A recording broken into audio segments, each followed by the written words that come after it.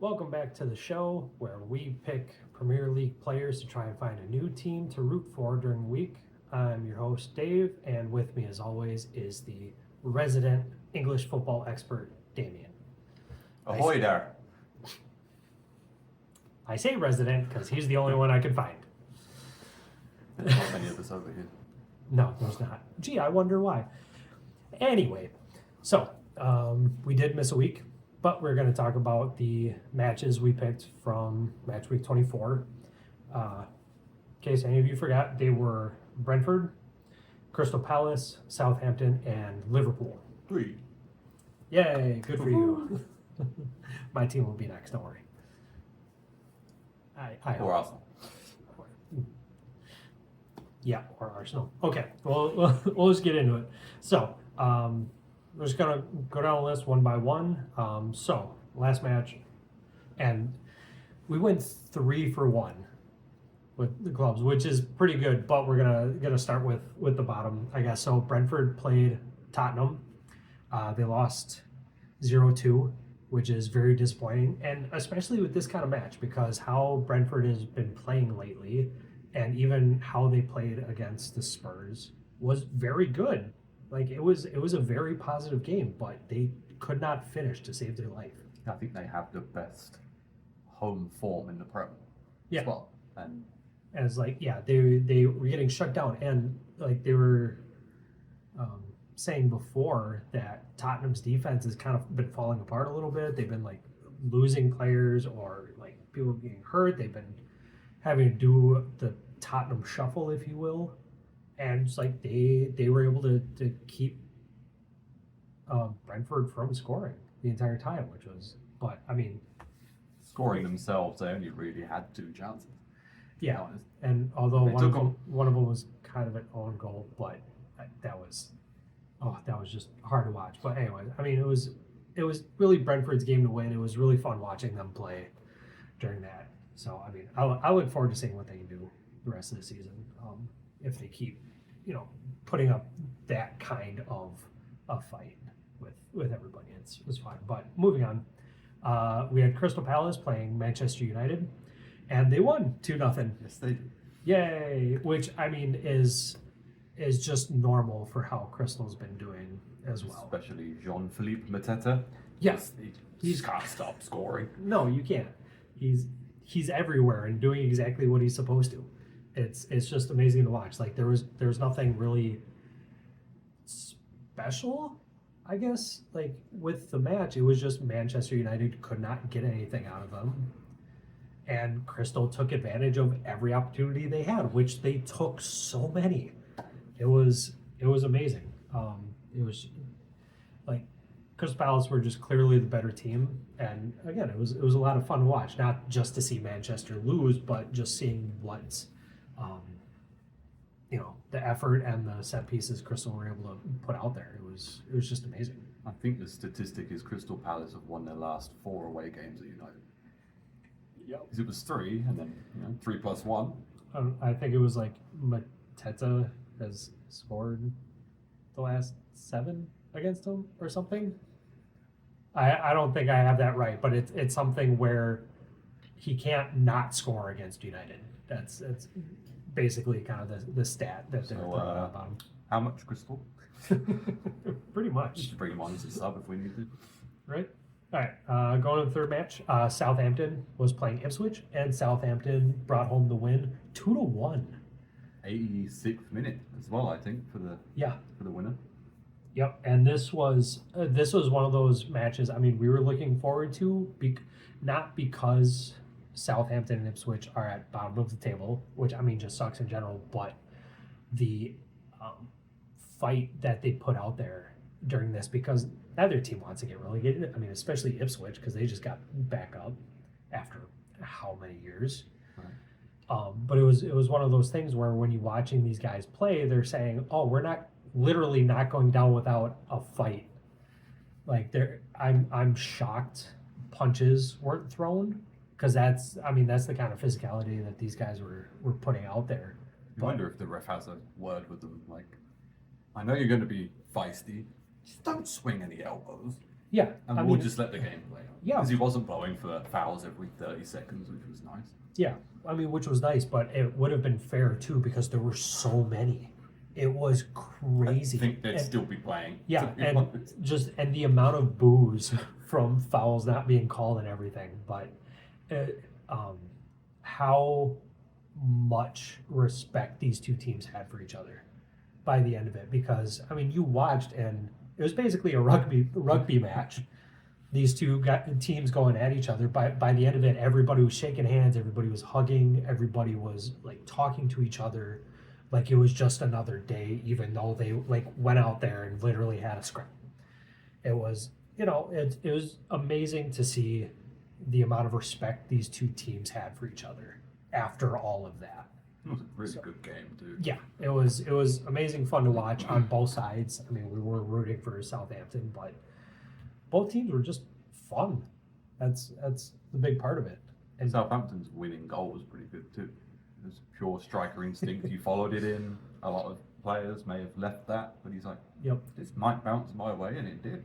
Yeah, it worked. Yeah, He read it well. It worked out for him. So I mean, congrats to them on that. We'll wait and see, how this bottom of the table kind of works itself out. But Could be the fire under Southampton bottom, if you will, to try and. Because I mean, now's the that's time, fair. Saints.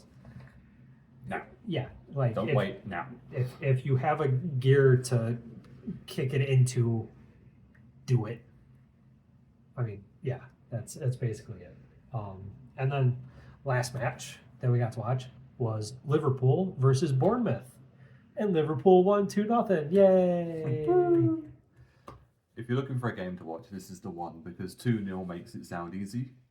Oh, it was not. No, they weren't letting you have it I think, what was the it? entire time. 75, 78 minutes. Clivert misses an open goal. I mean, fair, the ball's coming at you pretty quick. You see your name up in lights to make it 1-1. We go up the other end and make it 2. Oh, it could have gone either way. Yeah, it really could have, and it was one of those things where you guys didn't go into this thinking it was going to be easy. Like you weren't like, oh, it's Bournemouth. We'll get the 3 points. You're like, no, we have to put in the effort here and do what we're supposed to. And Bournemouth was just like, we are going to drag you down the entire time. We won't let you have squat. And they But we will miss open nets. Deal. Who hasn't at this point? I mean, really. But it was. The shocking thing, too, amazing. to talk positive about Clivert is he has been red hot in front of goal. He's had 2 hat-tricks in the last 4 games, I believe. Yeah. So it was, of course, I was very happy to see that ball go wide, but I was also very shocked. Yeah, it was one of those things where you hate to see it, but as one's not rooting for that team, you're glad it happened. I mean, in that respect. But it was, again, probably the best game to watch out of these 4, even though all of them were amazing and a lot of fun to watch. But I mean, if you're gonna go back and watch any of these replays, Liverpool versus Bournemouth is probably our top pick for that. No bias whatsoever. No, none. No, just a little bit. Yep. But moving on. So we did miss a week. We'll have to open up packs for that. But going into Matchweek 26 now, looking at the top of our table, we have 4 teams currently on 10 players. And right behind them, we've got 5 at 9. So looking at the 4 teams at the top, we have Bournemouth, who are back up there. Shocking. And West Ham. Hey. Yay. So they're both at 10 plus, meaning we need one of any other player, which is like 5 or 6 Jared Bowen. different people. Cool. And, oh my gosh, if we get Bowen, Jared Bowen today. that's it'd be amazing. But yeah, we just need like one of any player for those 2 teams to get, and then right with them is Brighton and Ipswich, but they're at minus, so we literally just need their goalkeeper. So for Brighton, Steele has to step up, and for Ipswich, we need Walton. Play well as Walton.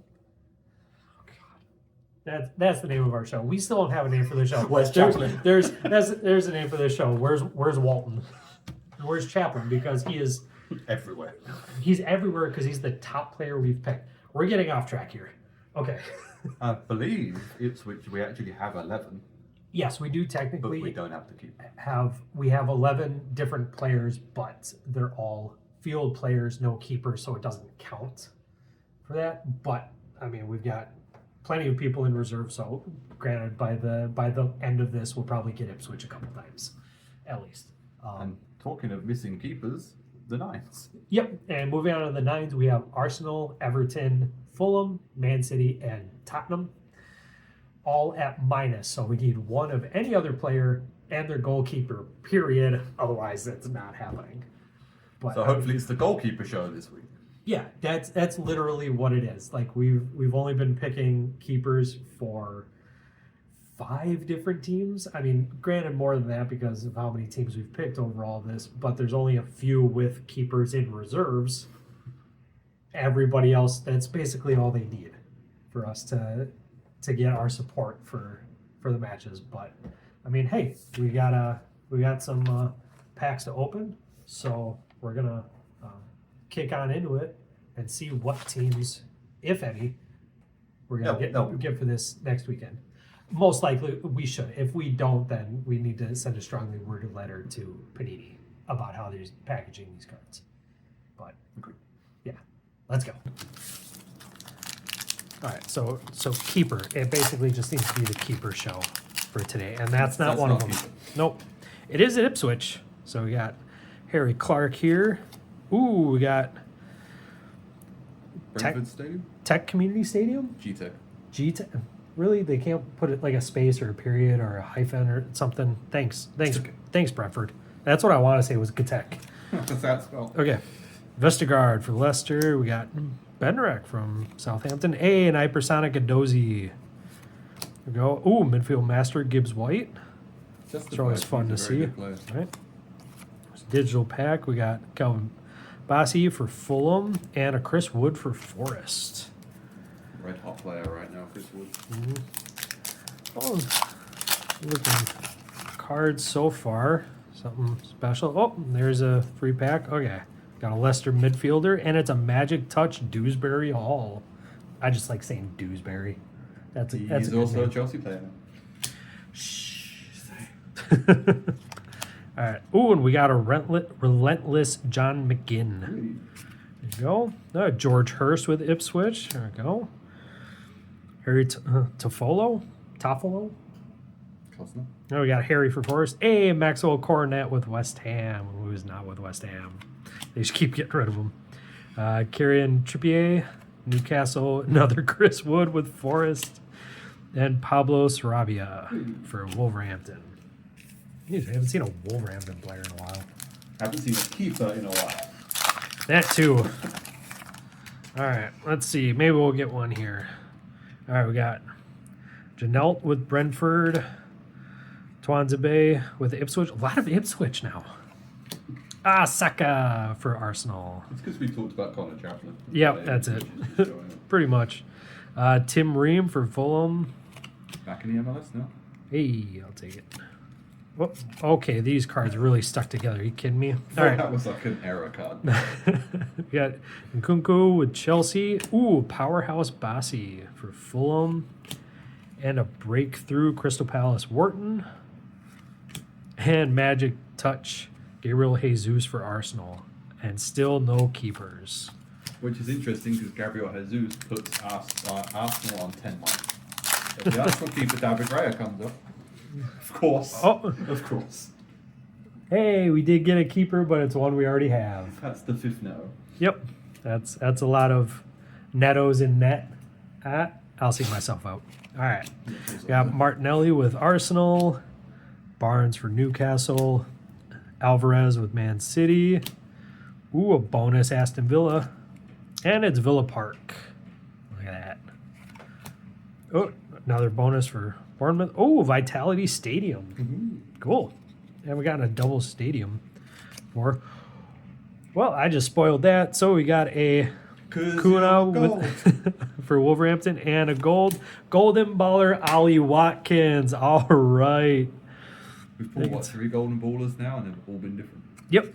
We got all different golden ballers and all beautiful, shiny golden boys. Well, we finished counting up all the players and barely any change. Like tiny changes. Some teams went up like 1, like to 8 or 9 or 9 to 10, but we didn't get anybody we needed. So this match week is just going to be a standard me for West Ham, you for Liverpool weekend. Good job we didn't get the Arsenal goalkeeper because Gabriel Jesus put them on 10 minus. If you play Arsenal at the weekend. So I'm happy about that. And other bright side, we got a new golden baller in the one only Ollie Watkins. So he can join Gordon and McAllister. Hey. So that's pretty cool. I mean, we'll take that. But I mean, just going to be a standard weekend, and hopefully for the next one, we'll actually get a new team and see how it goes. Yep. But I mean, let us know, who are you guys rooting for this weekend, and how you want to see things play out. But we'll see you then.